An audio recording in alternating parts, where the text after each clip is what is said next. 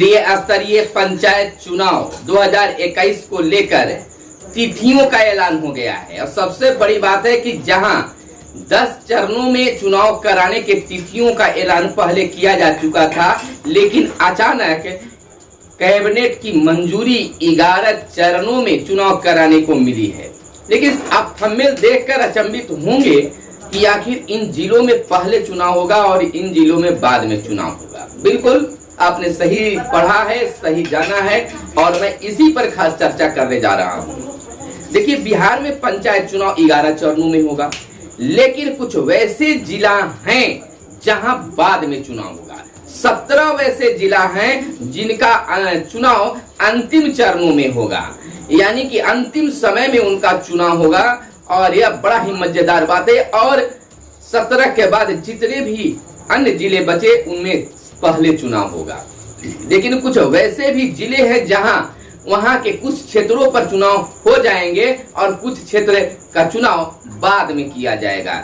यानी कि बाद का कहने का मतलब ये नहीं कि साल के बाद, कहने का मतलब कि जो सितंबर महीने से चुनाव की शुरुआत होनी है, दिसंबर महीने तक इसी बीच में करा लेना है। चलिए, खबरों को बताने से पहले अपना परिचय दे दूं। मेरा नाम सुनील बॉबी है और आप इस समय देख रहे हैं मगध संवाद, आप अपना चैनल। कहना है आपसे कि अगर आप हमारे चैनल को देखते हैं, वीडियो पसंद आता है तो चैनल को सब्सक्राइब जरूर कर लेंगे। और यह वीडियो आपको पसंद आ रहे हो तो निश्चित इस वीडियो के नीचे लाइक वाला बटन भी दबा देंगे। चलिए चर्चा कर देते हैं। बिहार में इन दिनों पानी ही पानी है, बाढ़ ही बाढ़ है। सड़क डूब गए हैं, रेलवे लाइन पर पानी है, बाजारों में हाटों में पानी है, गांवों में पानी घुस गया, शहरों में पानी घुस गया है। और बीते दिन 17 अगस्त को बिहार कैबिनेट ने यह पास कर दिया कि बिहार में पंचायत चुनाव हम कराएंगे। लोगों को लग रहा था कि बाढ़ की स्थिति को देखते हुए पंचायत चुनाव को तत्काल स्थगित कर दिया जाएगा, लेकिन अचानक बिहार कैबिनेट का फैसला आता है। हालांकि मैंने पहले ही बताया था कि राज्य निर्वाचन आयोग ने प्रस्ताव तैयार कर मंत्रिमंडल को भेज दिया, पंचायती राज विभाग को भेज दिया है, जहां मंत्रिमंडल पर विचार हो रही है। और विचार होने के बाद देखिए, कल ही बिहार कैबिनेट यानी नीतीश कैबिनेट में पंचायत चुनाव कराने को लेकर तिथियों का ऐलान कर दिया गया है। नीतीश कैबिनेट का मुहर लग गया है। हम आपको बता दें कि 24 सितंबर से 11 चरणों में पंचायत चुनाव करने का ऐलान जारी हो गया है। अधिसूचना 24 अगस्त को, और बाढ़ क्षेत्रों में बाद में डाले जाएंगे वोट जो है बाढ़ क्षेत्र वाले, बाढ़ जिला जो है, बाढ़ग्रस्त जिले जो है 17 जिलों को घोषित किया गया है, उन जिलों में बाद में चुनाव कराए जाएंगे। और जिस क्षेत्र में, जिस जिले में बाढ़ का प्रभाव नहीं है, बाढ़ का कहर नहीं है, बाढ़ की समस्या नहीं है, उनको निश्चित तौर पर वहां चुनाव पहले होगा।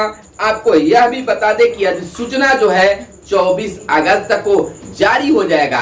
अधिसूचना, आप तो कहिएगा कि सर अधिसूचना की क्या तात्पर्य है? जब तिथियों का ऐलान मंत्रिपरिषद से हो गया तो अधिसूचना का तात्पर्य क्या है? तात्पर्य है अधिसूचना जारी होते ही बिहार में आचार संहिता लागू हो जाएगा।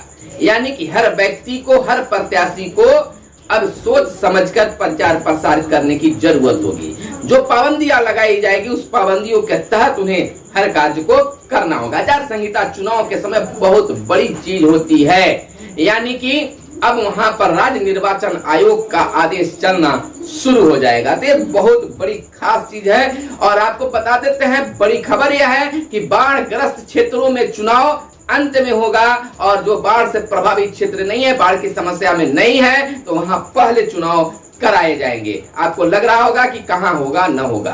तो अगर जो भी बाढ़ प्रभावित क्षेत्र हैं वहां अभी फिलहाल चुनाव नहीं होंगे, वह प्रभावित जहां क्षेत्र नहीं है वहां पहले चुनाव होगा। हम बारी बारी से सारे चीजों पर आपको हम चर्चा करके बता देते हैं, कितने चरणों में चुनाव होंगे, क्या होगा, कितने पद कहां है। सबसे पहले हम आपको बता देते हैं कि ऐसे तो आपको जानकारी हो गई होगी कि किस चरण में कब चुनाव है।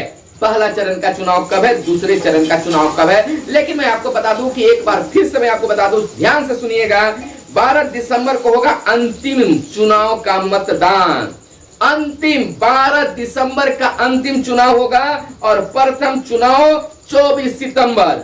24 सितंबर का पहले चरण का चुनाव और अंतिम चरण का चुनाव 12 दिसंबर। अंतिम चरण कहे तो 11वीं चरण का चुनाव। पहले 10 चरणों के चुनाव का ऐलान था, लेकिन अब कैबिनेट ने यह मंजूरी देकर ऐलान कर दिया है, मुहर लगा दिया है कि 10 चरण के बजाय 11 चरणों में चुनाव होंगे, यानी कि 12 दिसंबर तक चुनाव कराए जाएंगे। आपको हम बारी बारी से बता देते हैं, शांति से सुनिएगा।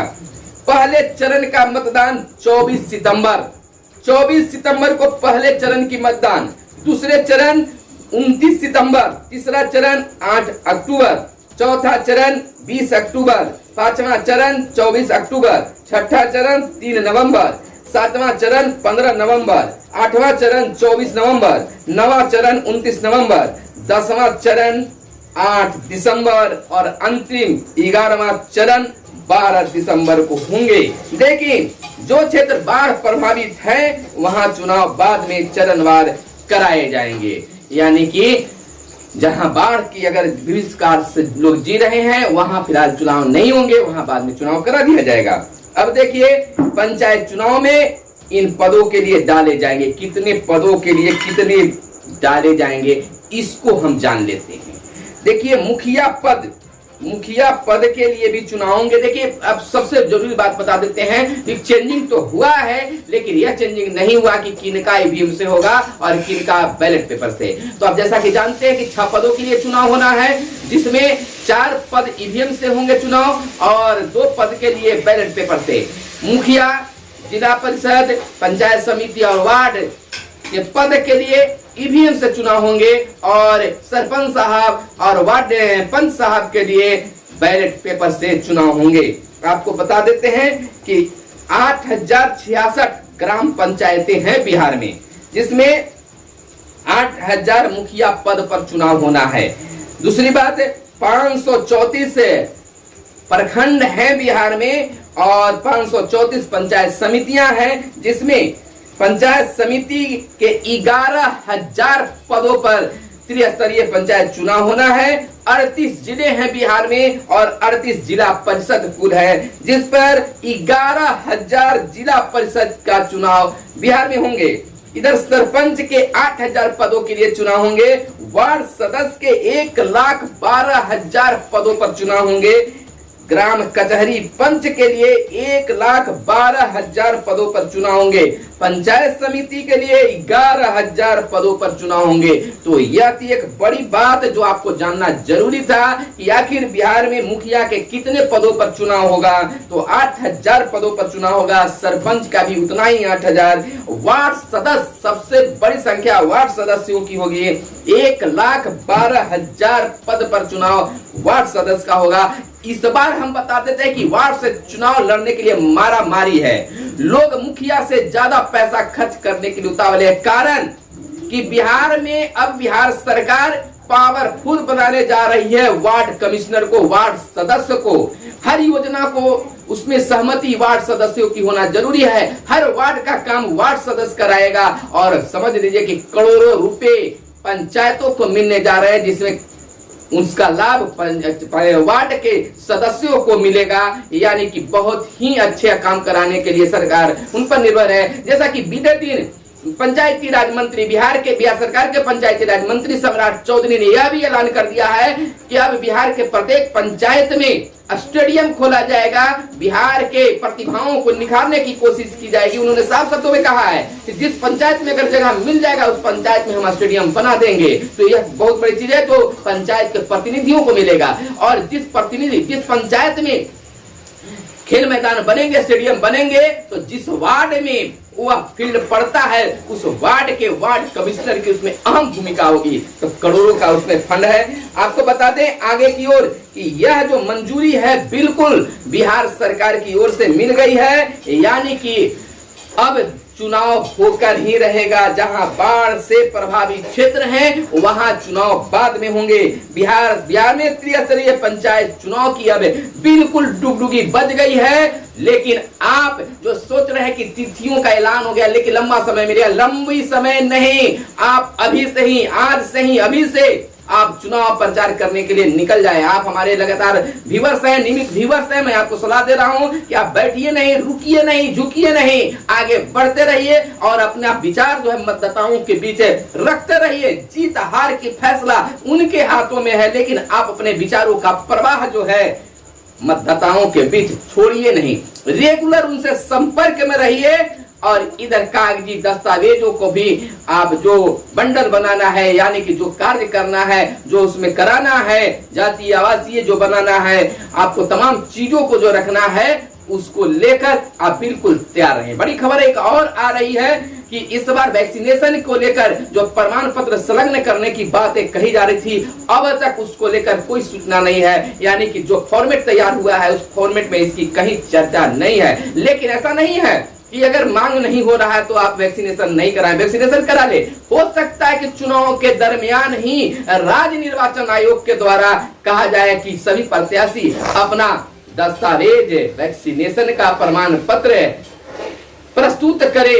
तो इसमें पीछे वैसे भी प्रस्तुत करना हो या नहीं हो, वैक्सीनेशन सबको जरूरी है। तो जरूर इसको लेकर आप तैयार हैं, वैक्सीनेशन जरूर कराएं। तो निश्चित तौर पर 24 अगस्त का इंतजार करें। 24 अगस्त को अधिसूचना जारी हो जाएगा और 11 चरणों के चुनाव का भी सारी बात हो जाएगी और उस दिन से ही आचार संहिता लागू हो जाएगा और तमाम बंदिशें लग जाएंगे प्रत्याशियों पर।